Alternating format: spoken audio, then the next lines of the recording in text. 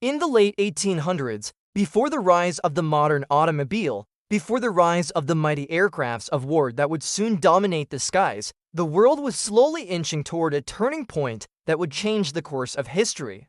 It was a time when the world's superpowers were poised for conflict, each positioning themselves for dominance, driven by imperial ambitions, a thirst for resources, and a belief in their own national destiny. But in those early days of the 20th century, none of them could have foreseen the rapid technological advancements that would completely alter warfare as they knew it. Before the First World War erupted in 1914, the powers of Europe were still relying on traditional methods of warfare. Horses and foot soldiers were the backbone of armies, while artillery and ironclad ships were the instruments of destruction. But the winds of change were already beginning to blow, and something new was on the horizon: the birth of mechanized warfare. In October 1912, a groundbreaking event occurred in the history of warfare.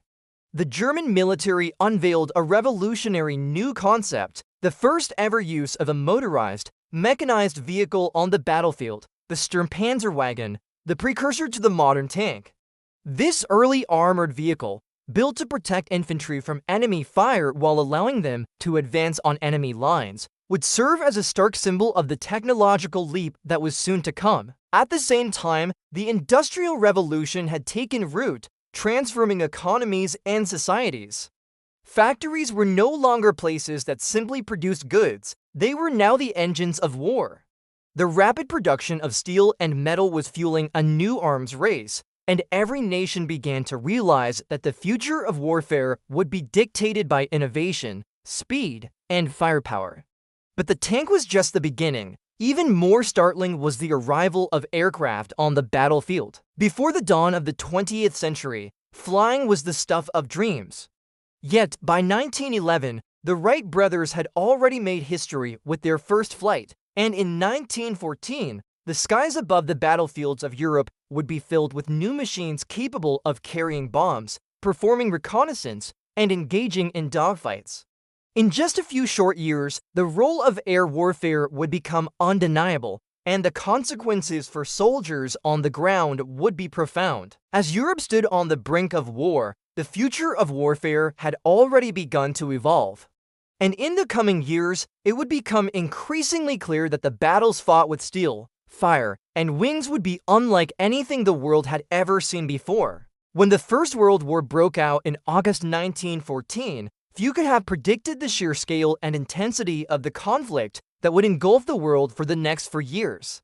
The war, later known as the Great War, was to be a crucible for new technologies and new forms of warfare, many of which would lay the foundation for future conflicts.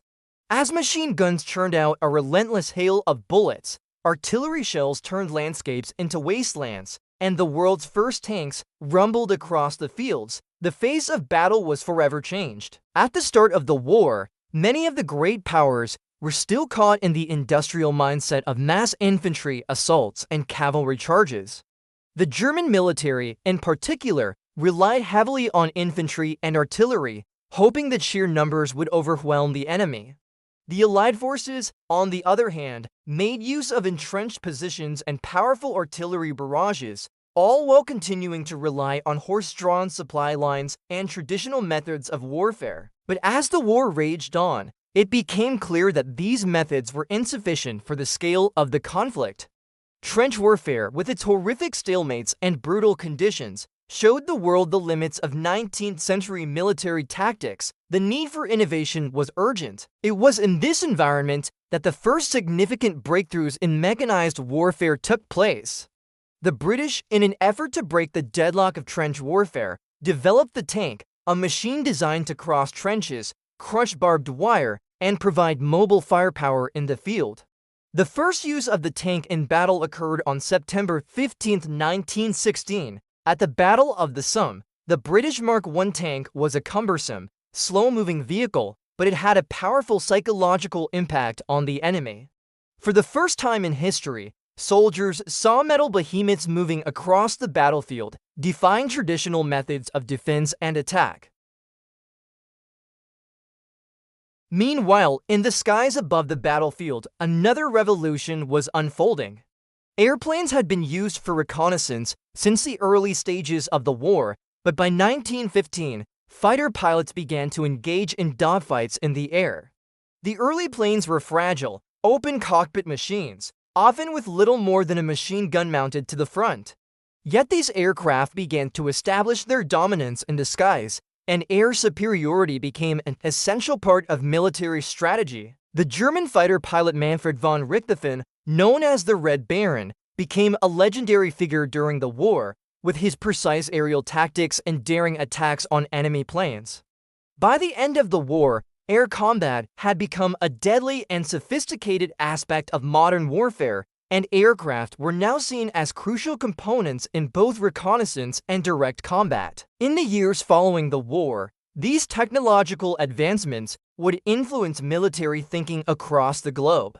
The development of tanks and aircraft during the Great War proved that the future of warfare would no longer be defined by infantry and cavalry alone. It was now a new age of machines-armored vehicles, aircraft, and artillery that would shape the destiny of future generations. By the time the First World War ended in 1918, the global landscape had been irrevocably changed. The Treaty of Versailles, signed in 1919, formally ended the war but sowed the seeds for future conflict. The world was now scarred by the devastation of trench warfare, the staggering loss of life, and the economic ruin caused by 4 years of relentless fighting. The new technologies of warfare, the tanks, airplanes, and machine guns had left their mark, but the true scope of their potential had yet to be realized. The years following the war saw a period of uneasy peace, as many nations, especially in Europe, struggled to rebuild. The scars of the Great War were still fresh, and the world seemed to be haunted by the prospect of another global conflict.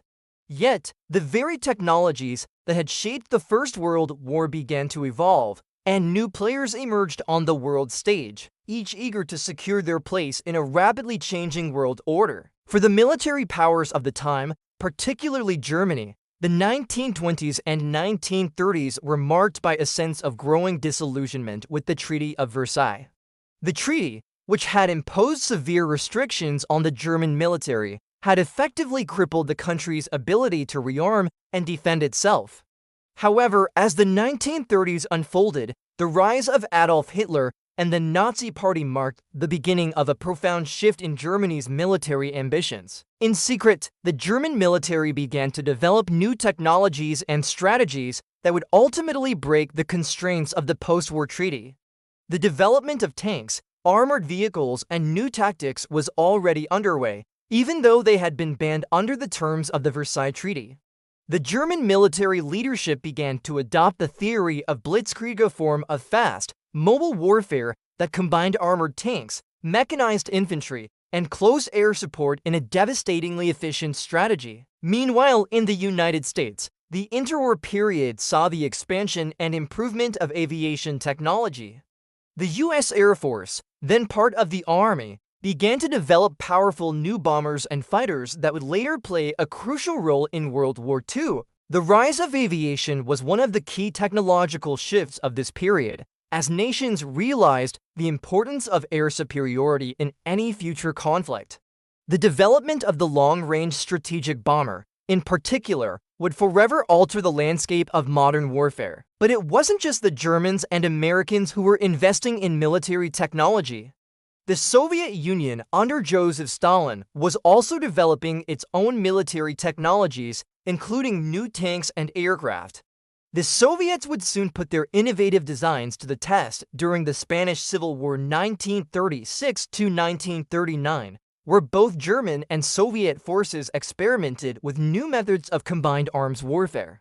It was a precursor to the broader conflict that would engulf Europe just a few years later. As the world watched the rise of fascist regimes in Germany, Italy, and Japan, the world prepared for another war, one that would once again test the limits of modern military technology. The weapons developed in the interwar years, combined with the lessons learned from the First World War, would soon collide on the battlefields of Europe, North Africa, and the Pacific.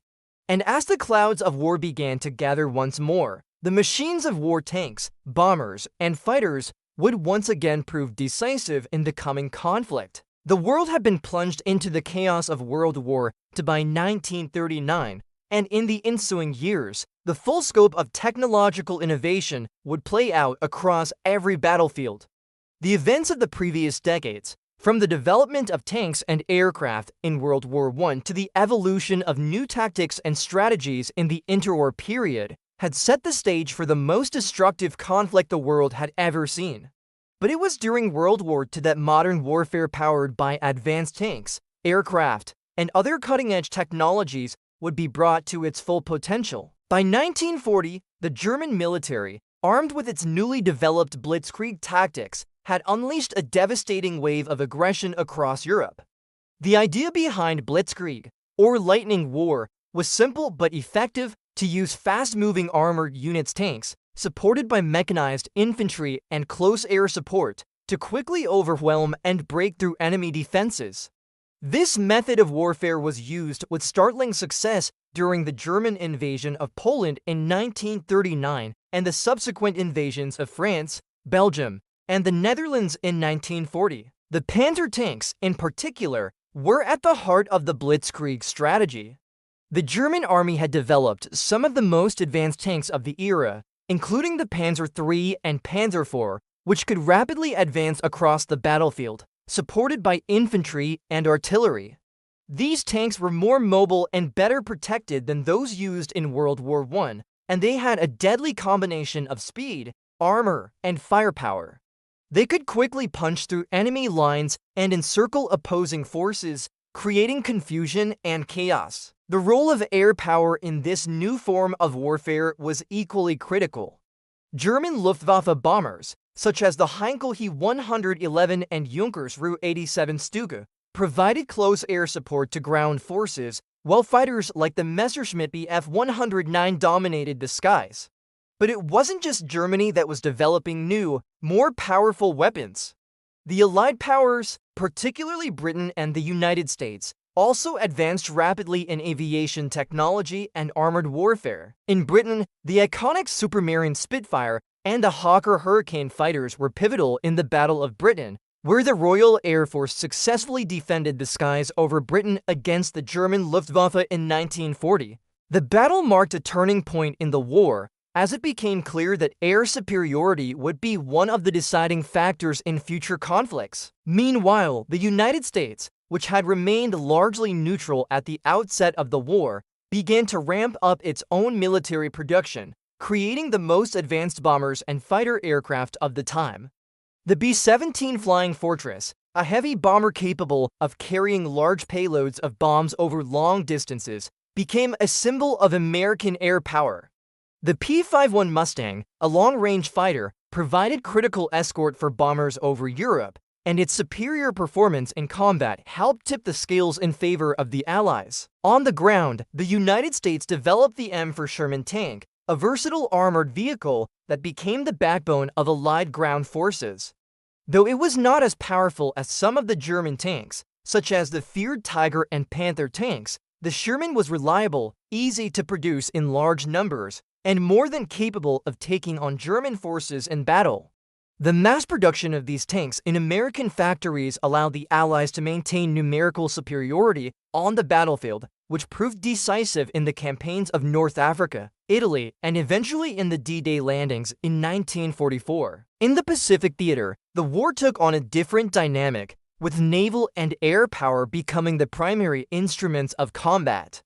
The United States, after the devastating attack on Pearl Harbor in December 1941, rapidly mobilized its forces, building a powerful fleet of aircraft carriers, battleships, and submarines. The Battle of Midway in 1942 marked a turning point in the Pacific, as U.S. aircraft carriers destroyed for Japanese carriers, severely weakening Japan's ability to project power across the Pacific. By the end of the war in 1945, it was clear that World War II had transformed military tactics and technology forever. The conflict had proven the effectiveness of tanks, aircraft, and artillery in ways that no one could have imagined just a few decades earlier. The world had entered a new era of warfare, where speed, mobility, and firepower were paramount. Yet, with the advent of nuclear weapons, which were first used on Japan in 1945, the nature of warfare would shift once again, giving rise to an entirely new kind of global conflict, one that would bring with it the threat of total annihilation. World War II was the culmination of decades of technological evolution, a demonstration of the power of innovation in warfare, and a reminder of the destructive potential that lay in the hands of those who controlled the machines of war.